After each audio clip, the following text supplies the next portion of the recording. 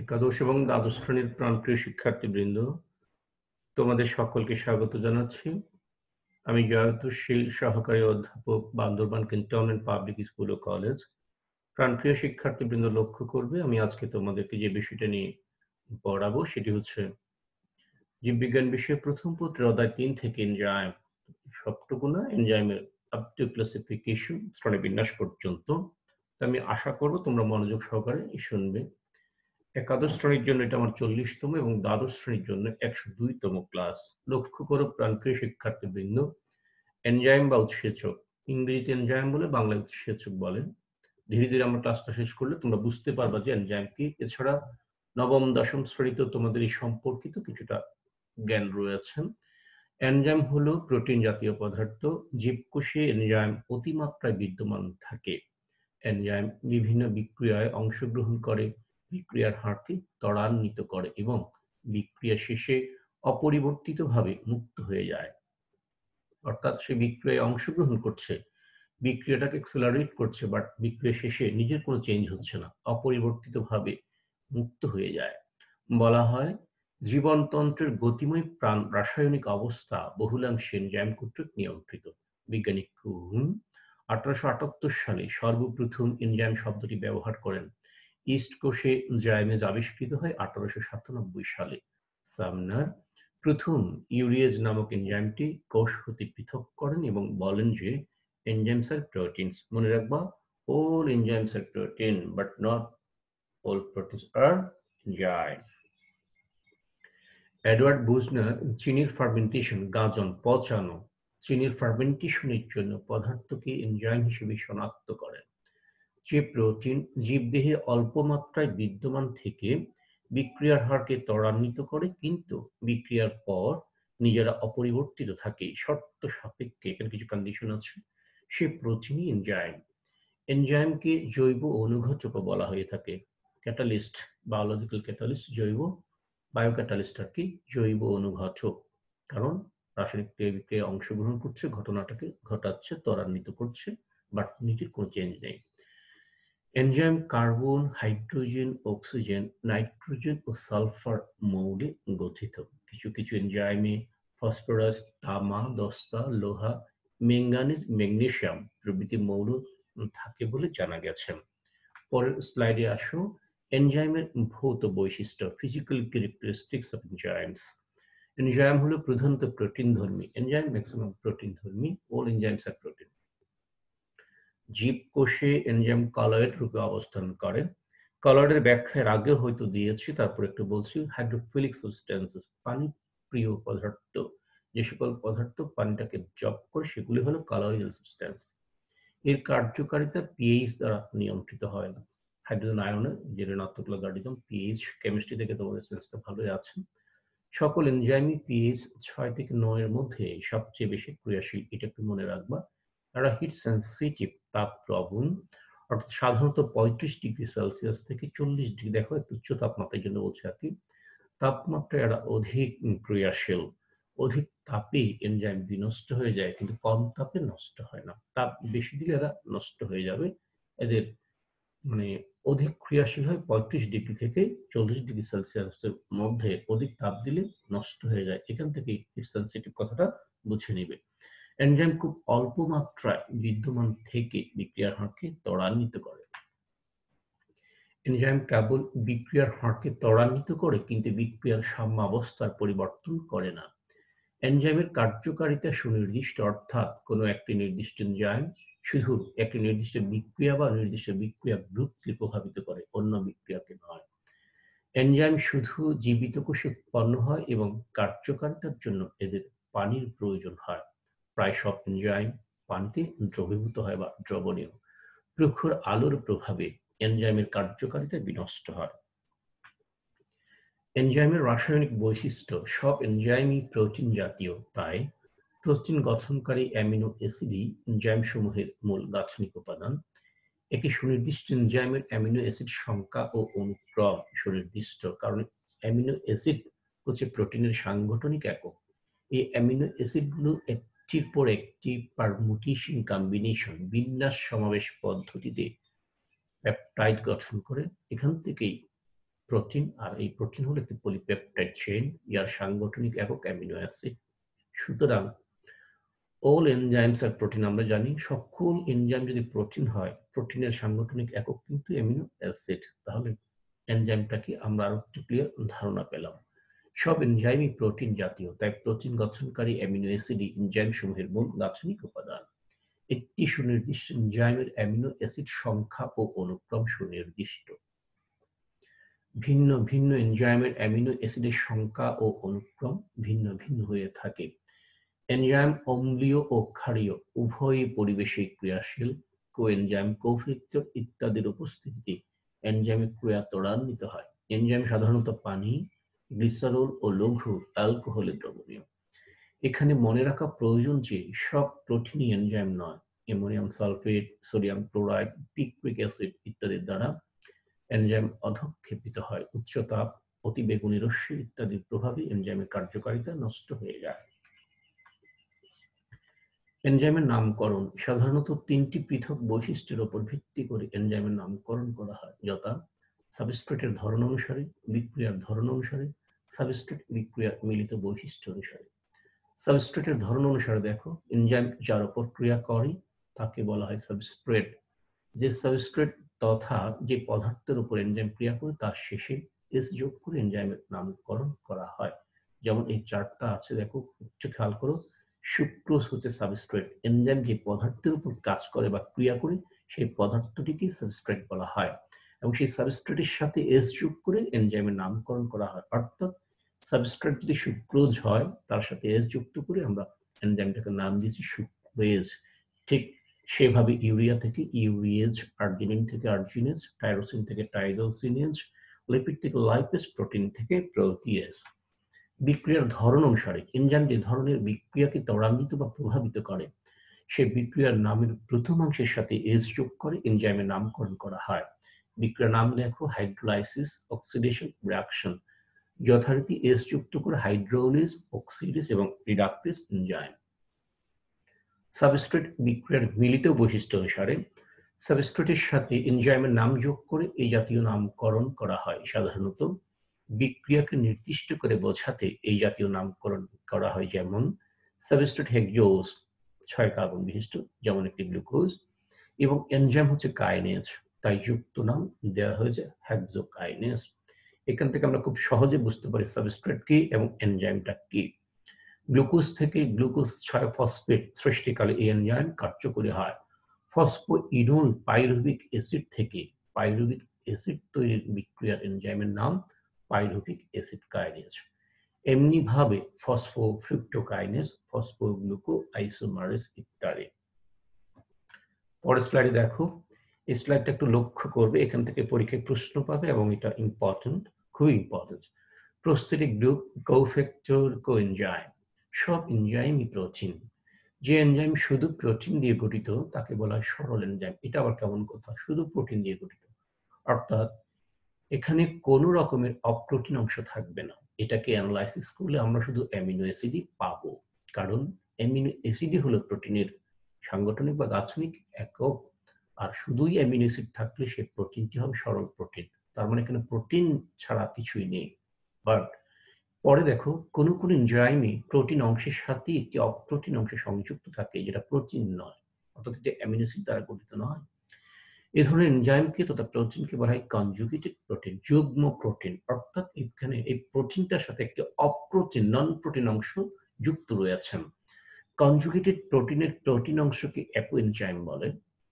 যেহেতু এটা কনজুগেটেড, এটা এখানে দুটো আছে, কনজয়েন্টলি কনজুগেটেড প্রোটিন, তার মানে এখানে একটা প্রোটিন অংশ আর একটা অপ্রোটিন অংশ। এই কনজুগেটেড প্রোটিনের প্রোটিন অংশকে বলা হয় অ্যাপোএনজাইম। কনজুগেটেড প্রোটিনের নন প্রোটিন বা অপ্রোটিন অংশকে বলা হয় প্রস্থেটিক গ্রুপ। এই প্রশ্নটা পরীক্ষায় আসে, প্রস্থেটিক গ্রুপ কি? অ্যাপোএনজাইম কি, সেটাও আসে, তবে প্রস্থেটিক গ্রুপটা একটু বেশি আসে। এনজাইমের প্রস্থেটিক গ্রুপের মধ্যে আবার ভিন্নতা আছে। এনজাইমের প্রস্থেটিক গ্রুপটি কোনো ধাতুর আয়ন নিচল হলে তাকে কোফ্যাক্টর বলে। এখন আমরা যাকে কোফ্যাক্টর বলছি, পূর্বে সেটাকে বলা হতো অ্যাক্টিভেটর, যেমন আয়রন, ম্যাগনেসিয়াম, জিঙ্ক।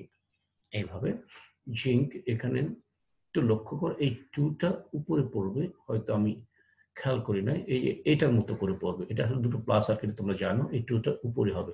এটা সাবস্ক্রিপ্ট হবে না সুপারস্ক্রিপ্ট হবে। ওকে, নেক্সটে আসো। কোএনজাইম। এনজাইমের প্রস্তুতিক গ্রুপটি কোনো জৈব রাসায়নিক পদার্থ হলে তাকে কোএনজাইম বলে, যেমন এফএডি, এনএডি, এটিপি ইত্যাদি। এগুলো হচ্ছে কোএনজাইম। কোএনজাইম কি, এটাও পরীক্ষায় আসে, এটা একটু দেখে নিবা। এনজাইমেটিক ক্রিয়াকালে কোএনজাইম সাধারণত সাবস্ট্রেট হতে যে অ্যাটম বিয়োজন হয় তার গ্রহীতা হিসেবে বা সাবস্ট্রেট এর সাথে যে অ্যাটম যোগ হয় তার দাতা হিসেবে কাজ করে। এনজাইম হতে কোএনজাইম অংশ পৃথক করে নিলে এনজাইমের কার্যক্ষমতা বহুলাংশে হ্রাস পায়। কয়েকটি গুরুত্বপূর্ণ এনজাইম হলো এফএডি, ফ্লাভিন অ্যাডেনিন ডাইনিউক্লিওটাইড। এটি ডিহাইড্রোজিনেস এনজাইমের সাথে কাজ করে এবং যৌগ হতে হাইড্রোজেন বিমুক্ত ও গ্রহণ করে FADH2 তে পরিণত করে। FNN, ফ্লাভিন মনোনিউক্লিওটাইড, এটাকে ভিটামিন বি2 মনোফসফেটও বলা হয়। এগুলো সব কোএনজাইম। NAD দেখো, নিকোটিনামাইড অ্যাডেনিন ডাইনিউক্লিওটাইড। এটি ডিহাইড্রোজিনেস এনজাইমের সাথে কাজ করে এবং যৌগ হতে হাইড্রোজেন বিমুক্ত ও গ্রহণ করে NADH+ হাইড্রোজেনে পরিণত করে। NADH+ H2 তে পরিণত করে। NADH+ H2 এটাকে কিভাবে পড়বা? রিডিউসড বিজারিত নিকোটিনামাইড অ্যাডেনিন ডাইনিউক্লিওটাইড, এগুলো coenzyme. NADP, nicotinamide adenine dinucleotide phosphate, NADPH+ hydrogen, reduced nicotinamide adenine dinucleotide phosphate, KOA। এটা আসলে coenzyme A। Vitamin B, pyrophosphate ও অ্যাডেনাইলিক বা অ্যাডেনিলিক অ্যাসিড নিয়ে কোএনজাইম এ গঠিত হয়। এটা এমসিকিউ হতে পারে। কোএনজাইম এ কি কি আছে? ভিটামিন বি থাকবে, পাইরোফসফেট এবং অ্যাডেনাইলিক বা অ্যাডেনিলিক অ্যাসিড। ফ্যাটি অ্যাসিড বিপাক, সাইট্রিক অ্যাসিড চক্র, স্টেরল ও অ্যাসিটাইল বা অ্যাসিটিল, ইংলিশ থেকে আসে তো টিওয়াইল, এই জন্য এটা কিভাবে লেখা হয়? অ্যাসিটিল ও অ্যাসিটাইল কোলিন সংশ্লেষণে কোএনজাইম এ বা কোএ সংক্ষেপে পড়তে পারো, বিশেষভাবে কাজ করে। এটিপি, অ্যাডেনোসিন ট্রাইফসফেট, এক অণু অ্যাডেনিন, এক অণু রাইবোজ শর্করা এবং 3 অণু ফসফেট। খেয়াল করো, অ্যাডেনিন নাইট্রোজিনাস বেস, ডিএনএ স্ট্রাকচারে পড়িয়েছি। এক অণু রাইবোজ শর্করা, 5 কার্বন বিশিষ্ট পেন্টোজ সুগার রাইবোজ, এবং 3 অণু ফসফেট, যেহেতু ট্রাইফসফেট বলেছে, এটা নিয়েই কিন্তু এটিপি গঠিত। এরা কোষের বিভিন্ন বিপাক ক্রিয়ায় শক্তি সরবরাহ করে। এনজাইমের কাজের কৌশল বা কর্মপদ্ধতি দেখো। কোনো নির্দিষ্ট এনজাইমের এক বা একাধিক সক্রিয় স্থান বা অ্যাক্টিভ সাইট থাকে। জার্মান রসায়নবিদ এমিলি ফিশার এনজাইমের অ্যাক্টিভ সাইট প্রস্তাব করেন। প্রত্যেকটি এনজাইমের একটা অ্যাক্টিভ সাইট, সক্রিয় সাইট থাকে। পলিপেপটাইড চেইন, ওই যে বলেছিলাম এনজাইম মানে কি, এটা অ্যামিনো অ্যাসিড দ্বারা গঠিত। অ্যামিনো অ্যাসিড একটির পর একটি যুক্ত হয়ে চেইন গঠন করে। এই চেইনটা একটা সুতা মনে করো, বিভিন্ন জায়গায় ফোল্ডিং ভাঁজ হতে পারে, এই চেইনটাও ভাঁজ হতে পারে। ভাঁজ হয়ে অ্যাক্টিভ সাইট সৃষ্টি হয়, বিভিন্ন ফোল্ডিং ভাঁজ গঠন করে। অ্যাক্টিভ সাইট ও সাবস্ট্রেটের সম্পর্ক হলো তালা চাবির মতো। যে কোনো তালা যে কোনো চাবি দিয়ে খুলতে পারবে না, ওই স্পেসিফিক এখানে লক অ্যান্ড কি সিস্টেম ঘাটে ঘাটে মিলতে হবে। এই এনজাইম এবং সাবস্ট্রেটের রিলেশনটা এরকম বলা হচ্ছে। অ্যাক্টিভ সাইট ও সাবস্ট্রেটের সম্পর্ক হলো তালা চাবির মতো সুনির্দিষ্ট। হয়তো এটার আরো পরবর্তী বিভিন্ন মতবাদ, মানে ভিন্ন মতবাদ থাকতে পারে, ভিন্ন আইডিয়া থাকতে পারে। প্রথমে সাবস্ট্রেট মানে যেই পদার্থের উপর এনজাইম কাজ করবে, সাবস্ট্রেট অণু এনজাইমের সক্রিয় স্থান তথা অ্যাক্টিভ সাইটে সংযুক্ত হয়ে এনজাইম সাবস্ট্রেট যৌগ সৃষ্টি করে। এখানে একটু খেয়াল করো, এই যে এটা এনজাইম, এই যে এটা এনজাইম, এটা একটা পলিপেপটাইড চেইন, এখানে একটা ফোল্ডিং, এখানে একটা ফোল্ডিং, ভাঁজ হয়েছে, এটাই অ্যাক্টিভ সাইট। এই সাবস্ট্রেটটা দেখো এখানে যুক্ত হওয়ার জন্য যে ধরনের স্ট্রাকচার থাকা দরকার, সেই স্ট্রাকচার দিয়ে এখানে যুক্ত হবে বা হতে পারবে। এটাই হলো তালা চাবি সম্পর্ক। এই সাবস্ট্রেটটা এইখানে যুক্ত হতে পারবে না, আবার এই সাবস্ট্রেটটা এইখানে যুক্ত হবে। এখানে যুক্ত হওয়ার জন্য এই যে তার যে অংশটা যুক্ত হবে, এখানে জোড়া লাগবে, জয়েন্ট হবে, যুক্ত হবে, এই জায়গাটা ঠিক সেরকম যাতে এটাকে এখানে বসতে পারে, এটাকেই তালা চাবি বলা হচ্ছে। এটি হলো এনজাইম, এর দুটো হলো এ এবং বি সাবস্ট্রেট। এর দুটো সাবস্ট্রেট এই এনজাইমের সাথে যুক্ত হবে, যুক্ত হলে এই ধরনের একটা স্ট্রাকচার পাওয়া যাবে। এটাকে বলা হচ্ছে এনজাইম এবং সাবস্ট্রেট মিলিত যৌগ। এখানে খেয়াল করো, সুক্রেস প্লাস সুক্রোজ, এনজাইমটা হচ্ছে সুক্রেস আর এরা হচ্ছে সুক্রোজ।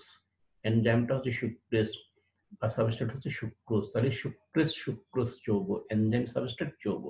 প্রোডাক্ট, এবার পরিণতিটা কি দেখো, এনজাইম যেমন ছিল তেমনই রয়ে গেছে। আমরা শুরুতে দেখেছি এনজাইমের পরিবর্তন হয় না, শর্ত সাপেক্ষে তারা অপরিবর্তিত থাকে, বাট প্রোডাক্ট দেখো তৈরি হয়েছে। এই স্ট্রাকচারটা কেমন ছিল, এখানে কেমন হয়েছে দেখো। এটা কেমন ছিল, এখানে কেমন হয়ে গেছে দেখো, বুঝতে পেরেছো? এই এনজাইমের সাথে দুটো প্রোডাক্ট, এই দুটো সাবস্ট্রেট যুক্ত হয়ে দেখা গেল এখান থেকে হয়তো এখানে একটা যুক্ত হয়েছে, মানে বিক্রিয়ার স্বার্থে আর কি। দেখো এই স্ট্রাকচারটা কেমন হয়ে গেছে আর এই স্ট্রাকচারটা কেমন হয়ে গেছে। তাহলে কি হলো, নতুন প্রোডাক্ট তৈরি হলো, গ্লুকোজ এবং ফ্রুক্টোজ। বুঝতে পারছো? সি কে আমরা গ্লুকোজ ধরে নিচ্ছি, ডি কে আমরা ফ্রুক্টোজ ধরে নিচ্ছি। সুক্রোজের উপর কাজ করেছে সুক্রেস এনজাইম, প্রোডাক্টটা হচ্ছে গ্লুকোজ এবং ফ্রুক্টোজ। এই হচ্ছে বিষয়। কোনো কোনো ক্ষেত্রে এনজাইমের অ্যাক্টিভ সাইটে সাবস্ট্রেট সঠিকভাবে ফিট হয় না, এটা পরীক্ষায় প্রশ্ন হয়। কোনো কোনো ক্ষেত্রে এনজাইমের অ্যাক্টিভ সাইডে, এই যে মনে করো এটি এনজাইম, এটা ধরে নাও অ্যাক্টিভ সাইট, এটা মনে করো সাবস্ট্রেট। সাবস্ট্রেট সঠিকভাবে ফিট হয় না, এটা এখানে যুক্ত হওয়ার জন্য যেরকম তালাচাবি রিলেশন সেটা হয়তো একটু ভিন্ন আছে, একটু ব্যতিক্রম আছে, একটু সমস্যা আছে। এইসব ক্ষেত্রে সাবস্ট্রেট অ্যাক্টিভ সাইটে সংযুক্ত হলে পুরো এনজাইমের আকার পরিবর্তন হয়ে যায় এবং এনজাইম সাবস্ট্রেটকে সঠিকভাবে অ্যাক্টিভ সাইটে ফিট করে নেয়। মনে করো এটা অ্যাক্টিভ সাইট, এটা হচ্ছে সাবস্ট্রেট, এই টোটালটা হচ্ছে এনজাইম। এটা এখানে প্রবেশ করতে হলে, এটা এখানে যুক্ত হতে হলে এই যেমনটি গঠন এটার বা এটার হওয়া দরকার তার চেয়ে একটু ব্যতিক্রমী হয়, এখানে আছে নয় এখানে আছে। এক্ষেত্রে সাবস্ট্রেটটা যখন এনজাইমের এই অ্যাক্টিভ সাইটে আসবে তখন এনজাইম কি করে নিজের আকারটাকে পরিবর্তন করে দিয়ে এটাকে ঠিকঠাক মতো যুক্ত করে এটাকে সেট করে নেয়। এটাকে বলা হচ্ছে ইনডিউসড ফিট, মানে এটা প্রণোদিত আবেশিত, অর্থাৎ এনজাইমের আকার এখানে পরিবর্তন করে নিতে হয়েছে। কোনো কোনো ক্ষেত্রে এনজাইমের অ্যাক্টিভ সাইটে সাবস্ট্রেট সঠিকভাবে ফিট হয় না। এসব ক্ষেত্রে সাবস্ট্রেট অ্যাক্টিভ সাইটে সংযুক্ত হলে পুরো এনজাইমের আকার পরিবর্তন হয়ে যায় এবং এনজাইম সাবস্ট্রেটকে সঠিকভাবে অ্যাক্টিভ সাইটে ফিট করে নেয়। একে বলা হয় ইনডিউসড ফিট। এই কারণে তালাচাবি মতবাদ পরিত্যাজ্য বলে মনে করা হয়। ওই যে এর আগে যেটা বলছিলাম একটু ভিন্ন মতবাদ থাকতে পারে, ধীরে ধীরে মতবাদগুলো চেঞ্জ হতে পারে। বিজ্ঞানের শুরুর দিকে যে সেন্স ছিল, যে আইডিয়া ছিল, পরবর্তী পর্যায়ে আরো বিভিন্ন আবিষ্কারের ফলে সেন্সগুলো চেঞ্জ হতে পারে। তালাচাবি মতবাদ বলছে, পরে বলছেন না ইনডিউসড ফিট। যাই হোক, এই ইনডিউসড ফিট এই কনসেপ্ট আসার পর তালাচাবিটাকে পরিত্যাজ্য বলছে আর কি। এনজাইমের ক্রিয়া কৌশলে ইনডিউসড ফিট প্রক্রিয়া গুরুত্বপূর্ণ, তা না হলে বিক্রিয়াটি সুচারুরূপে সম্পন্ন হতো না। পরের স্লাইড আমরা যাই। কিছু কিছু পদার্থ এনজাইমের কাজে বাধা দান করে বা বিঘ্ন ঘটায়, এদেরকে ইনহিবিটর বলে। আমরা এখানে পাবো, এই যে খেয়াল করো, এটা হচ্ছে ইনহিবিটর। কেমন? ইনহিবিটর এনজাইমের অ্যাক্টিভ সাইডে আগেই সংযুক্ত হয়ে যায়। দেখো, অ্যাক্টিভ সাইডে সংযুক্ত হওয়ার কথা কার?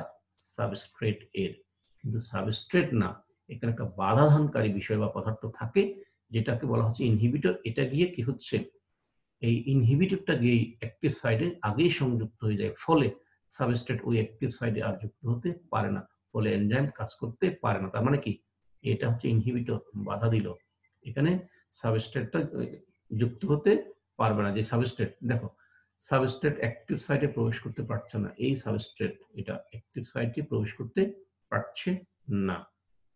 কেন? ইনহিবিটর এনজাইমের অ্যাক্টিভ সাইটে আগেই সংযুক্ত হয়ে যায়, ফলে সাবস্ট্রেট ওই অ্যাক্টিভ সাইটে আর যুক্ত হতে পারে না, ফলে এনজাইম কাজ করতে পারে না। আবার কতক ইনহিবিটর আছে অ্যাক্টিভ সাইট ছাড়া অন্য কোনো স্থানে সংযুক্ত হয়ে এনজাইমের অ্যাক্টিভ সাইট নষ্ট করে ফেলে, কাজে সাবস্ট্রেট সেখানে যুক্ত হতে পারে না। এটা মনে করো, এইটা ধরে নাও অ্যাক্টিভ সাইট, এই অ্যাক্টিভ সাইট এটাকে অকার্যকর করে দিয়েছে। কেন? এই যে ইনহিবিটর কি করেছে, অ্যাক্টিভ সাইডে না গিয়ে অন্য একটি সাইডে যুক্ত হয়ে অ্যাক্টিভ সাইটটাকে বিকৃত করে দেয়, অকেজো করে দেয়। এর ফলেও এই সাবস্ট্রেটটা যুক্ত হতে পারে না অ্যাক্টিভ সাইটে। এগুলো হচ্ছে ইনহিবিটর আর কি, বাধাদান করে আর কি। কিছু কিছু এনজাইম আছে যাদের একাধিক সাব ইউনিট থাকে, হ্যাঁ সাব ইউনিট একাধিক থাকে কিছু কিছু এনজাইমের, এদের আকৃতি ও কাজ সহজেই পরিবর্তনশীল হতে পারে। এই ধরনের এনজাইমকে বলা হয় অ্যালোস্টেরিক এনজাইম। আসলে যত মুশকিল তত আসান, প্রবলেম যত সমাধান তত। দেখো, তালাচাবি মতবাদ দেখলাম, সেখানে দেখলাম এনজাইমের এমন সাইট আছে যেখানে সাবস্ট্রেট ইজিলি যুক্ত হতে পারে। আবার বলা হচ্ছে এনজাইমের অ্যাক্টিভ সাইটটা সাবস্ট্রেটকে অনেক সময় যুক্ত নাও করতে পারে। সেখানে কি হয়, এনজাইম টোটাল তার আকৃতিটা পরিবর্তন করে, এটাকে ইনডিউসড ফিট বলছে। আবার ইনহিবিটর দেখলাম অ্যাক্টিভ সাইটে আগে থেকে যুক্ত হয়ে যায়, ফলে সাবস্ট্রেট যুক্ত হতে পারে না, এনজাইম কাজ করতে পারে না। আবার ইনহিবিটর অ্যাক্টিভ সাইটে না হয় আরেকটি সাইটে যুক্ত হয়ে যাচ্ছে, ফলে অ্যাক্টিভ সাইটটা বিনষ্ট হচ্ছে, ফলে ওখানে সাবস্ট্রেট যুক্ত হতে পারছে না, এনজাইম কাজ করতে পারছে না। আবার কি বলছে দেখো, এই সমস্যাগুলো সমাধানের কিছু কিছু এনজাইম আছে যাদের একাধিক সাব ইউনিট থাকে। তাতে সুবিধা কি, এই সাব ইউনিট গুলো কি করে, তাদের মধ্যে অবশ্যই একটু ভেরিয়েশন থাকবে, যেহেতু সাব ইউনিট, এরা আকৃতি ও এদের কাজ সহজে পরিবর্তনশীল হতে পারে, এটাই তো দরকার। এই ধরনের এনজাইমকে বলা হয় অ্যালোস্টেরিক এনজাইম। অ্যালোস্টেরিক এনজাইমের কার্যকারিতা নিয়ন্ত্রণ করে ইফেক্টর নামক বিশেষ অণু। ইফেক্টর এনজাইমের অ্যাক্টিভ সাইট ছাড়া অ্যালোস্টেরিক সাইটে সংযুক্ত হয়ে অ্যাক্টিভেটর হিসেবে অথবা ইনহিবিটর হিসেবে কাজ করে। যে কোনো রাসায়নিক বিক্রিয়া সম্পন্ন করতে কিছুটা অতিরিক্ত শক্তির দরকার হয়।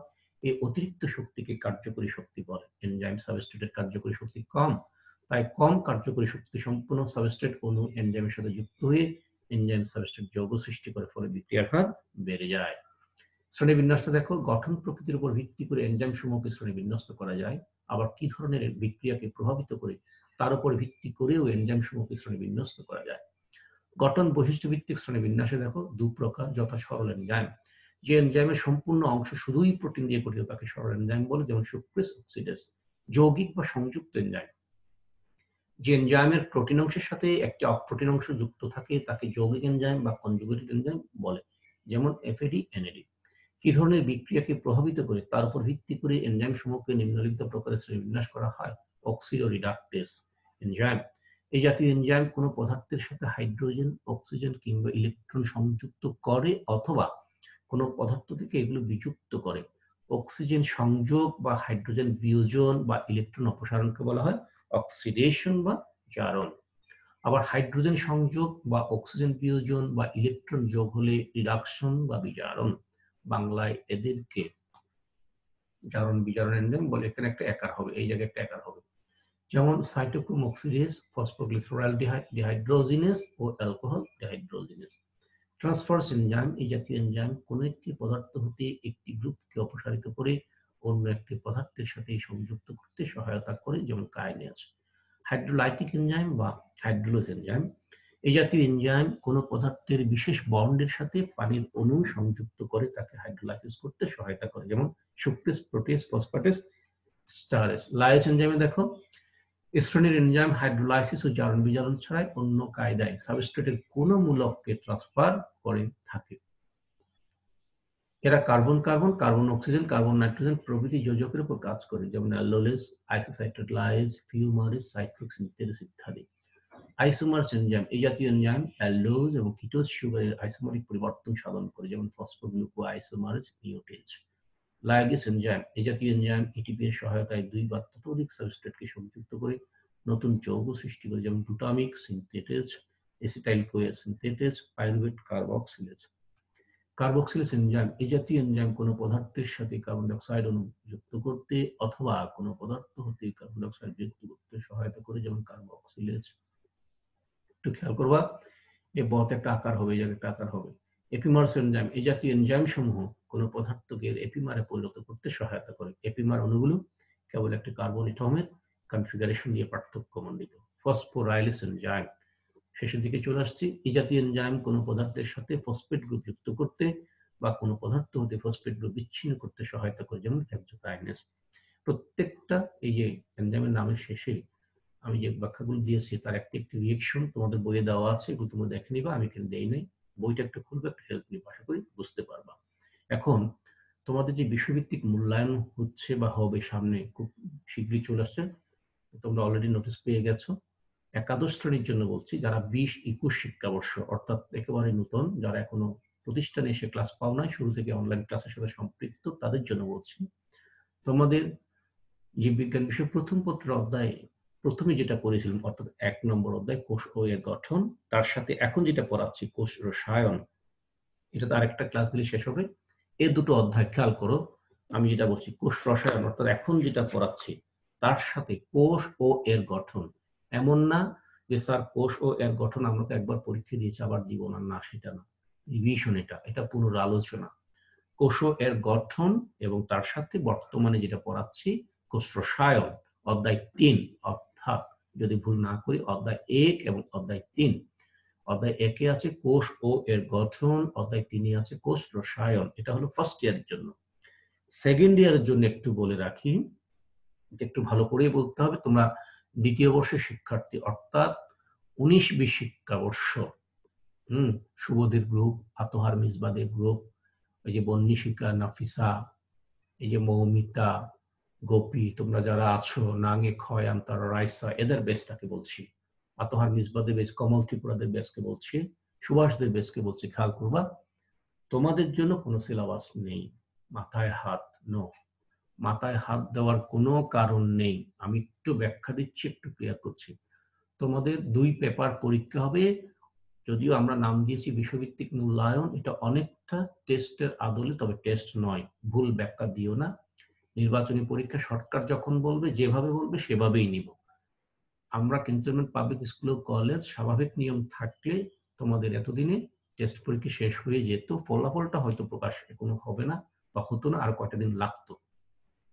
আর ইতিমধ্যে আমরা তো তোমাদেরকে যথেষ্ট ক্লাসও দিয়েছি, তারপরেও হয়তো অনেক ক্ষেত্রেই সিলেবাস শেষ হয়নি। ইভেন আমারও কিছুটা বাকি রয়ে গেছে সঙ্গত কারণে, স্বাভাবিকভাবে। পরিস্থিতি স্বাভাবিক হলে সিলেবাস ইনকমপ্লিট থাকবে না। এরপরেও ফার্স্ট পেপার পুরো বই, সেকেন্ড পেপার পুরো বই। তোমরা দেখে দেখে পরীক্ষা দাও, অসুবিধা নেই। তারপরেও তো কিছু শিখছো। প্রশ্ন আমরা করলাম, কোন চ্যাপ্টার থেকে আছে খোলো, দেখো, লিখো। এরপরও আরেকটা কথা বলে রাখি, আমি চেষ্টা করব যে সকল অধ্যায় আমি পড়িয়েছি একেবারে ফার্স্ট ইয়ারের প্রথম দিন থেকে এই যে বিষয়ভিত্তিক মূল্যায়ন 3 এর আগ পর্যন্ত, আমি চেষ্টা করব সকল প্রশ্ন এর ভিতর থেকে দেওয়ার জন্য। কিন্তু একটা বোর্ড স্ট্যান্ডার্ড প্রশ্ন করতে গেলে প্রত্যেকটা অধ্যায়কে কভার করতে হয়। তোমার তার মুখস্থ করতে হচ্ছে না, তাই টেনশন নিও না। আমি পুরো বই থেকে প্রশ্ন করব।